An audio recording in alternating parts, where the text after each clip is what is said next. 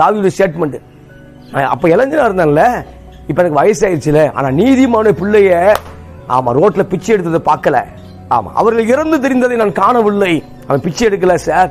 ஆமா, யாருக்கும் அப்படியே சும்மா ஒரு தூபம் போட்டு பணத்தை அவன் ஆட்டையை போடல. ஏன்னா அவன் நீதிமான் பிள்ளை. நீதிமான் சிரசுல ஆசீர்வாதம் தங்கும். இப்ப நீதிமான் பிள்ளை, ஆமா நீதிமானா இருந்துட்டான்னாவே அவன் சந்ததி அவர் நடத்துகிறார், அவன் சந்ததி அவர் போஷிக்கிறார். ஆமா, அவன் சந்ததி சூப்பரா இருக்கும். ஆமா, நீதிமான் இருந்துட்டாவே போதும். அவன் சந்ததியை கர்த்தர் பாதுகாக்கிறார், அவன் சந்ததி தோற்று போவதில்லை. அப்ப தாவீது சொல்லும் பொழுது தாவீதுடைய அனுபவப்பட்ட வார்த்தை. நான் இளைஞனா இருந்தேன் ஒரு 50 வருஷத்துக்கு முன்னாடி, 30 வருஷத்துக்கு முன்னாடி. இப்போ வயசாயிருச்சு, ஆனா தேடி பார்க்கிறேன் நீதிமானுடைய பிள்ளைகள் யாராவது ரோட்ல பிச்சை எடுக்கிறான்னு பார்க்கிறேன். ஆனா ஒருவனும் இல்லை.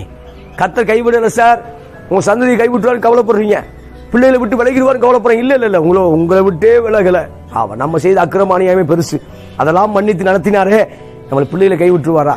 கைவிட ஒரு நாளும் கைவிட மாட்டான். அதுல